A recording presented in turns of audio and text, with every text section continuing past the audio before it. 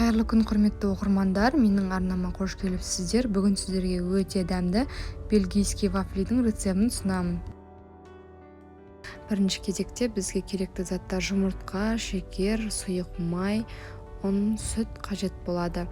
Бірінші осылай жұмыртқамызға шекерімізді салып, жақсылап, шекері ерігенше араластырып аламыз. Содан соң сұйық май қосамыз. Сұйық май немесе маргаринді ертіп қоссаңыздар да болады.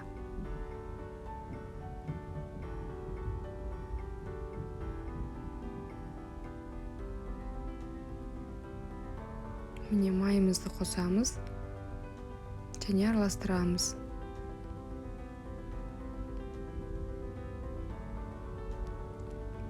Содан соң бір бокал жылы сүтімізді қосып және араластырамыз.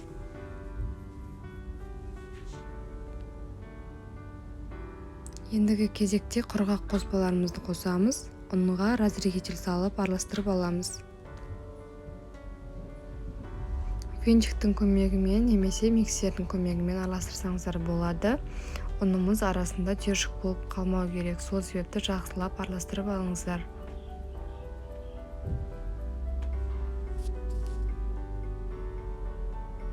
Ұнымызды бірден қосып жібермей, осылай 3 бөлікке бөліп араластырып аламыз.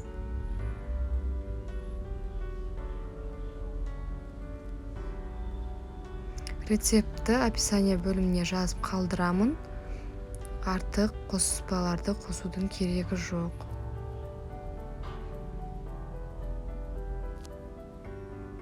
Міне осымен тестамыз дайын. Енді кезекте вафельницамызды қыздырып аламыз міндетті түрде. Содан соң тестамызды осылай 3 ас қасық салып жайғастырып аламыз.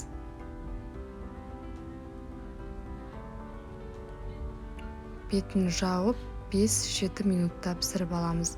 Әрине, әркімнің вафельницасы әртүрлі, уақытына қарай пісіріп ала бересіздер. Міне осымен вафлиміз пісті. Көріп тұрғандарыңыздай өте жұмсақ, өте әдем болып шықты. Сіздерге де жасауға кеңес беремін. Осылай вафлиді пісіріп, балапандарыңызды қуантсаңыздар болады. Осы бір порциядан менде 16 штук шықты. 16 штукты барлығын түсіре алмадым. Көріп тұрғандарыңыздай бала-шаға уже піскендей жеп жатыр.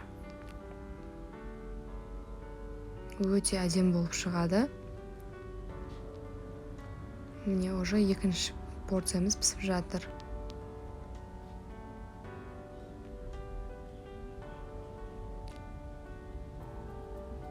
Осымен вафлиміз дайын.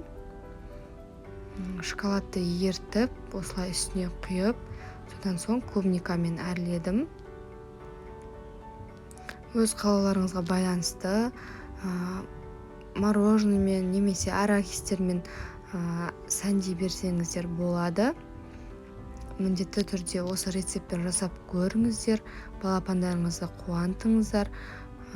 Өте әдем болып шықты және дәмі де күшті.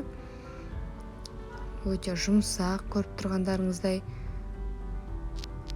Видео ұнаса лайк басып комментарий қалдыруды ұмытпаңыздар. Ас болсын.